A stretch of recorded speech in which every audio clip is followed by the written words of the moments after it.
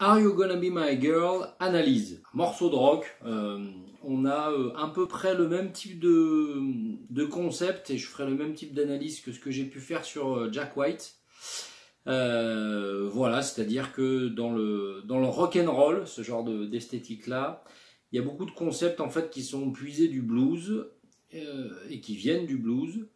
Et en fait, dans le blues, il y a un espèce de petit mélange qui est pas forcément simple à comprendre au départ entre en fait des accords qui sont majeurs et des gammes sur lesquelles on joue, qu'on improvise ou sur lesquelles on chante, qui sont des pentatoniques mineurs associés à ces accords majeurs. Et là, ben, on est en plein dedans. Et on est en plein dedans aussi, vu que c'est du rock, sur vraiment des accords de puissance. Donc ça, j'en ai déjà parlé plusieurs fois. Les accords de puissance, c'est tonique, quinte, octave, et on fait pas sonner les tierces. J'ai une ligne de basse.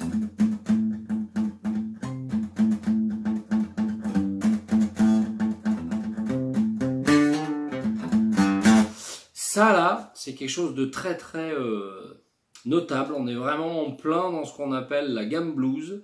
Et la gamme blues, c'est une échelle qui est quand même hyper utilisée. Dans plein de styles différents, mais pas que dans le blues. Donc là, en fait, la tonalité du morceau, c'est La. Moi, je dirais plutôt La majeur. Je dirais plutôt que c'est un blues majeur en La. Mais on se sert de la gamme pentatonique de La mineur, et même plus précisément de la gamme blues. La gamme blues, c'est une gamme qui a 6 degrés. C'est-à-dire qu'il y a les 5 degrés de la pentatonique mineure, plus un 6e degré entre le 4e et le 5e, que certains appellent la blue note, et que d'autres disent, mais t'es fou, c'est pas ça la blue note, c'est autre chose. Il n'y a pas de consensus là-dessus. Bref, ma gamme blues, elle fait La, Do, Ré, Ré dièse, Mi, Sol, La. Ça, c'est ma gamme blues. Voilà. Et c'est là où j'ai le fameux...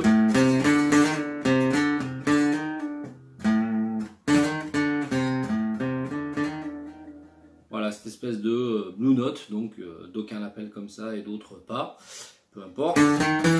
Mais toujours est-il que j'ai ce chromatisme là. Voilà. Et donc sur ma ligne de basse, parce que je suis sur quelque chose de... Je suis en La majeur. Hein.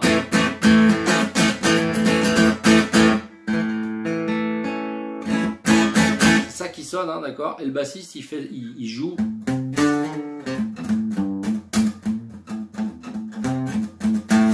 Sur mon couplet, bah en fait le guitare, donc le bassiste fait cette ligne de basse et le guitariste il joue que des La majeurs. Vous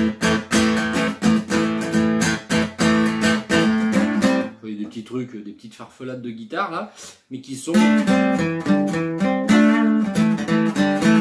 des trucs comme ça là en double corde, avec des cartes. Après on a un pré-refrain qui fait...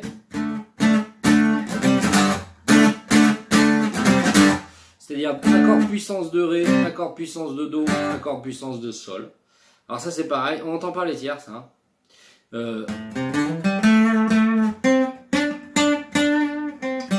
Il est toujours sur la gamme pentatonique, enfin même la gamme blues de La.